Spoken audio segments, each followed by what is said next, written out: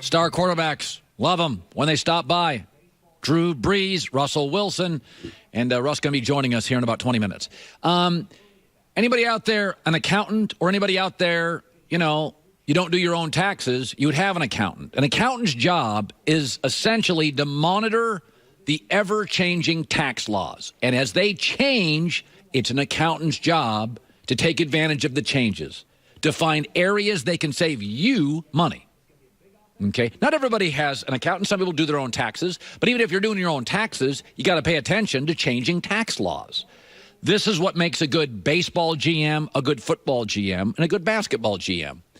To be ahead of the curve, to be an early adapter, watching rule changes. Because rule changes will change how certain players play. It'll change the flow of the game. I'll give you an example.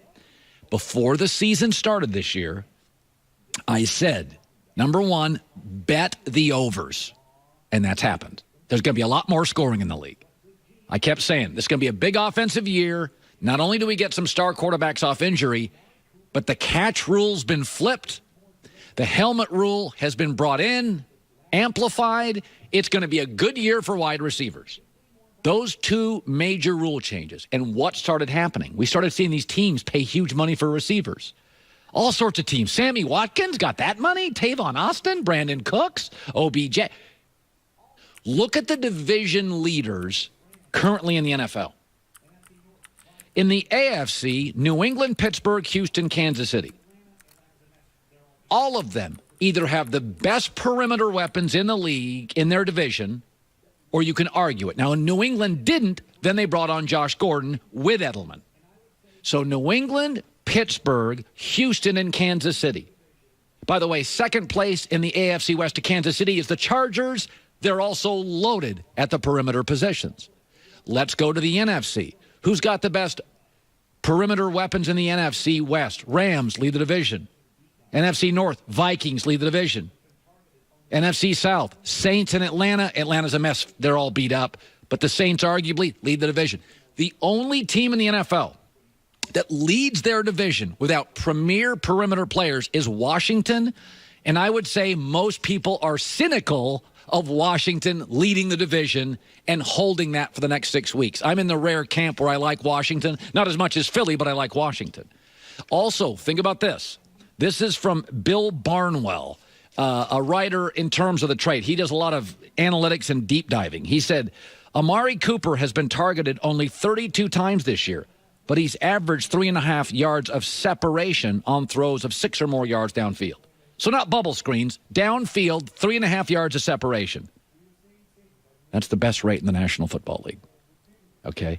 So the general managers, the accountants in sports who are early adapters, baseball, Cubs, Red Sox, Astros, Dodgers. NBA, Golden State, Boston, Houston, early adapters. Okay? Amari Cooper today is worth more than he was 2 years ago. Bucky Brooks on our show last week talked about this. Right now it's about the 3 Ps, passers, playmakers, and pass catchers. On offense, you have to be able to score points. We have seen teams like the New England Patriots get to the Super Bowl repeatedly with a great quarterback, an average defense that can play situational football and win games. Teams are no longer investing big money in defensive stars because they know you can outscore people and win significant games. Yeah, I mean, this weekend, the Bears' great defense. Patriots up and down the field. Houston's defensive front, yeah, it hasn't been that dominant. Jacksonville can't win games. Denver, they're not leading their division. I mean, folks, rule changes. There are no great defenses. I mean, Baltimore's it, and they just lost at home to the Saints because they couldn't stop the Saints. So this is the world we live in. Joy Taylor with the news. No. Heard on the news. This is the Herdline News. Okay, there's some stuff going on in Oakland. So after the departures of Khalil Mack and now Amari Cooper, the Raiders and Derek Carr may also be heading towards a split, according to Marcus Thompson of The Athletic. And the team is, yeah. And Derek Carr wrote, "Don't even waste your time with this big bro on the ground. I yelled, 'Get me up, get me up.' Then I got to the sideline, yelled again, not one tear, not one time. There's the truth. People will click on it because it sounds crazy, but stop playing with me. And he also tweeted, I'm a Raider. It's not a popular thing to be right now, but I am, and I love it. I love the struggle of trying to fight back for our city when not a lot of people believe in us. People can try all they want to tear us apart, but it's not happening to the real ones. Let me tell you something. If the Raiders are bailing on Derek Carr, let me ask you a question. The players. Well, then I'd get rid of some of these players because he's the only one that changes games for them now that Khalil Mack and Amari are gone. Let me ask you this. Could the Giants use Derek Carr? Could Miami use Derek Carr? Could Jacksonville use Derek Carr? Could Cincinnati use Derek Carr?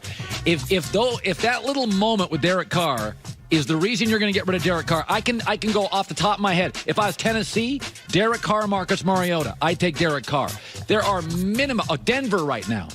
That Denver defense with Derek Carr, like if you're bailing on Derek Carr, do so at your own peril. I do find it strange that things have fallen apart so quickly with Derek Carr, at least publicly. Like maybe internally this is all really resolved and not a big deal. I do find it difficult to believe that the entire team has just been like, oh, this guy cried. Can't leave a team like that. Like there's not that much ridiculous toxic masculinity in these situations. Like if your arm, sometimes people break their arms. Like I'm not saying his arm is broken, but it hurts. Like, and then you cry. Yeah. It's not like he's out there crying because he's upset. Maybe he was crying because he was in pain, or maybe he just didn't cry at all. Who knows? Like it's Crygate. Like, he's out here defending whether he cried or not. It's insane. By the way, so when they traded Khalil Mack, that didn't split the locker room, but a 1-second video of Derek Carr crying and everybody's bailing on Derek Carr. Is the backup for that team Connor Cook? Is that who the backup is for the Raiders? Because I'm not. If you think, okay, so you don't think Derek Carr is going to lead you? Go look at the depth chart at quarterback for the Raiders. I could be wrong on this. Is it Connor Cook? I don't know who it is. That's even a bigger problem. I don't know. It's so crazy. I don't know. Who is it? Who is? Oh, it's A.J. McCarron. Okay. All right. Go for it. All right. Yeah, Bengals, Bills are like, pass. But everybody likes A.J. McCarron. All right. Okay, great. All right, so Adam Schefter dropped a bomb yesterday and reported that Patrick Peterson had requested a trade from the Cardinals. And Steve Wilkes, who met with the media after the tweet, said trading Peterson is not going to happen. Oh, no. We're not trading Patrick. That's out of the question. Patrick was here today. He hasn't spoken to me about it at all. Had pretty good practice, no concerns whatsoever. And my status is still the same what I said before. I disagree with that, and I'll tell you why later. But I would move Patrick Peterson for the right piece, and the right piece is the one to the left of Josh Rosen at tackle. They better get that offensive line fixed because he can't take the beating that Cam took coming into this league, that Big Ben took coming into this league, that Sam Darnold's going to take, that Andrew Luck is going to take. But yeah. Josh Rosen's already hurt. Yeah, exactly. Like you drafted a quarterback in the first round. Move to 3 picks for your number one asset. You kind of want to get somebody to protect him. Yeah. Give him a fighting chance. So finally, the Lakers dropped to 0-3 last night, as you mentioned at the beginning of the show.